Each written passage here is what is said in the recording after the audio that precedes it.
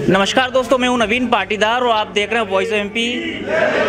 ऐसी हस्ती आज नीमच पहुंची है जो किसी की मोहताज नहीं है। अगर बात की जाए तो कन्हैया मित्तल जी हमारे साथ मौजूद है, उनसे बात करेंगे। वे नीमच आए हैं, यहाँ पर भजन संध्या में वे जो है यहाँ पर पहुँचे हैं। कन्हैया जी, अगर बात की जाए तो आपको पूरी जनता कन्हैया के नाम से जानती है, आपका पूरा नाम क्या है, ओरिजिनल नाम? मेरा असली नाम कृष्ण मित्तल है और एक कन्हैया नाम भी भक्तों का ही दिया हुआ है, और उसी नाम से अगर जान रहे हैं तो अच्छी बात है। कृष्ण और कन्हैया में कोई फ़र्क नहीं है। राम को लाए हम उनको लाएंगे, ये जब गीत आपने गाया तो क्या मन में ऐसे विचार आए कि अपनों को जो ये गीत गाना चाहिए, ऐसा क्या था? देखिए, राम मंदिर एक बहुत बड़ा विषय था देश के लिए, और क्यों नहीं होना चाहिए था। जिस समय भजन लिखा हमने 6 दिसंबर 2021 को, ये भजन लिखा हमने रायपुर में, राम मंदिर बनाया वहाँ पर, आरएसएस वालों ने बनवाया मदद कर कर, और वहाँ के नेताओं ने बनाया और लोगों ने बनाया। तो जब मैं मंदिर के बाहर खड़ा था तो चाय पे चर्चा हो रही थी कि देखो हम राम को ले आए। तो वहाँ कुछ लोग बोले तुम अकेले थोड़ा ना लाए, आरएसएस वाले भी लाए, यहाँ के लोकल नेता भी लाए। तो मुझे लगा जो नेता यहाँ राम को ला सकते हैं तो पूरे देश में ऐसे नेता होने चाहिए जो राम के लिए काम करें।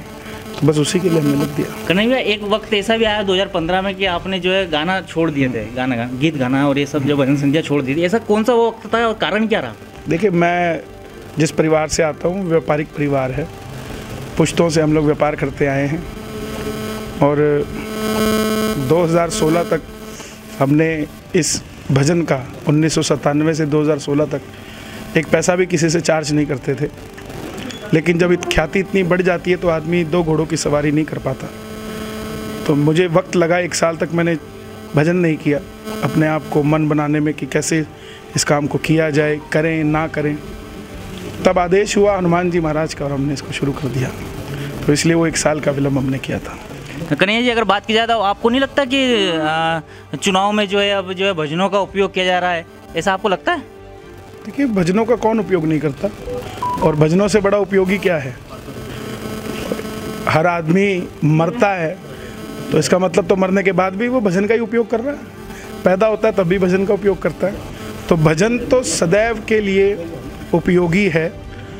इसको कहीं पर भी आप डालेंगे, इसको अगर आप भोजन में डालेंगे तो प्रसाद बन जाएगा, इसको आप प्रोफेशन में डालेंगे तो ये सेवा बन जाएगी, मंदिर में डालेंगे तो दान बन जाएगा। तो ये भजन है, ये जहाँ भी आप इसको रख देंगे ये अपनी महक फैलाएगा। और ये कितना उपयोगी आप देखिए ना, राजनीतिक क्षेत्र में लोगों को लुभाने के लिए जहाँ गंदे नृत्य किए जाते थे, आज वही भजन संध्याएं हो रही हैं। तो ये राम राज्य की तो निर्माण हो रहा है, तो इसमें किसी को कोई तकलीफ नहीं चाहिए। तो मेरा आखिरी बड़े सवाल है, कांग्रेस आपको बीजेपी के एजेंट के रूप में देखती है, बोले कि वो जो सारे गाने जो आए हैं जो बीजेपी समर्थक हैं, तो इसे लेकर आप क्या कहेंगे? देखिए, कांग्रेस भी अच्छी है, वो राम के लिए काम करेगी, हम उनके लिए भी गा देंगे, वो करे तो सही। अब अलवर में भोलेनाथ का मंदिर तोड़ दिया जो 250 साल पुराना था, सालासर का दरवाज़ा तोड़ दिया, तो क्या चाहते हैं? मैं ये गाऊं कि जो दरवाज़ा तोड़े हम उनको लाएंगे, या जो मंदिर तोड़े उनको लाएंगे? हिंदू हैं, सनातन की बात करते हैं, जो सनातन के लिए काम करेगा, चाहे वो कांग्रेस हो, चाहे वो आम आदमी पार्टी हो, चाहे कोई भी पार्टी हो। भजन किसी का मोहताज नहीं है, राम किसी के मोहताज नहीं है, राम किसी की जागीर नहीं है, चाहे वो भाजपा हो चाहे कांग्रेस हो। देश के अंदर जिसके गले में भगवा है, राम उसी के हैं। तो जो भी छोटे से छोटा रिक्शा चलाने वाला भी राम के लिए काम करता है, और हवाई जहाज़ उड़ाने वाला भी ऊपर जब अपना पायलट पकड़ता है हैंडल हाथ में तो ये बोलता है कि प्रभु राम मेरी रक्षा करना, शक्ति देना, सबको उड़ा सकूं। तो ये राम किसी राजनीतिक पार्टी के नहीं है। और अगर कांग्रेस पार्टी मुझे एजेंट समझती है तो वो भी राम का काम कर दे, मैं तो उनका भी एजेंट बनने को तैयार हूँ। कन्हैया, आखिरी सवाल, आपको नहीं लगता है कि अब जो फिल्में आ रही है उनमें भगवान के चित्र और जो शोर का प्रतीक भगवा कलर है उसका उपयोग किया जा रहा है, इसे लेकर आप क्या सोचते हैं? कि अगर पठान मूवी की बात की जाए तो उसमें जिस तरीके से बवाल मचा उस पर जो भगवा कलर पर कर लेकर, उसे लेकर आप क्या कहेंगे? देखिए, हिंदू आज के समय में ना, जिस प्रकार घर में बच्चा है, बच्चे की सिर्फ सुरक्षा करनी है, बच्चे को पालना, अपने आप पल जाएगा, वो सिर्फ उसकी सुरक्षा चाहिए। देश के अंदर हिंदू भी है और हिंदुत्व भी है, सिर्फ उसकी सुरक्षा करनी है। बात रही रंग की और मूवीज़ की, तो प्रोड्यूसरों को भी चाहिए, डायरेक्टरों को भी चाहिए थोड़े उदारता से काम करें, और हम लोगों को भी चाहिए कि अगर हमें एक अच्छे राष्ट्र का निर्माण करना है तो हमें इन चीज़ों से ऊपर उठकर काम करना पड़ेगा। भगवा हम राम के गले में देखते आए हैं, बस उसी की अनुभूति कर कर चले, वो मत देखो जिसमें है। बात को समझिए। आज भगवा अम्मे से आपका नाम क्या है, आपने कहाँ से सीखा?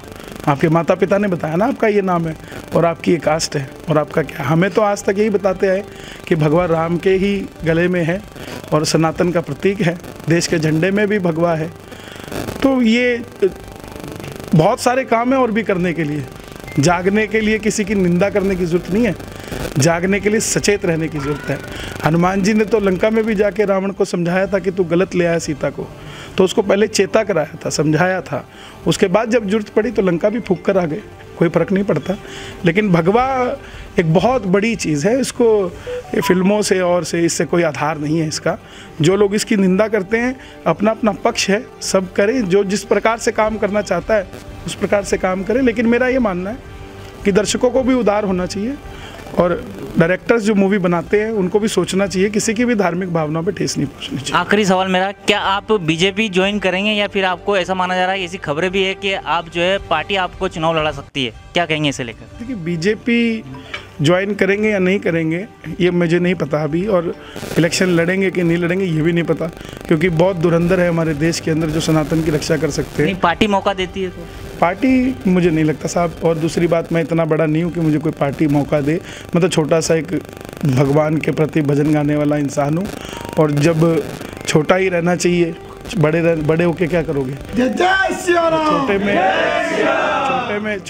छोटे में काम चल रहा है तो बड़ा बनने की जरूरत क्या है? हम तो लंका में कूदने के लिए हनुमान जी को छोटा ही रूप लेना पड़ा था, बड़े की जरूरत नहीं पड़ी थी। तो हम तो लंका में घुसने वाले हैं, सिर्फ लंका को चलाने वाले। तो ये थे कन्हैया मित्तल जिनसे हमने बात की। तमाम जो हमारे सवाल राजनीति से जुड़े हुए थे, धार्मिक से जुड़े हुए थे, उन सवालों को उन्होंने बारीकी से जवाब दिया। और मेरे सहयोगी उत्कर्ष के साथ नवीन पाटीदार की यह खास रिपोर्ट।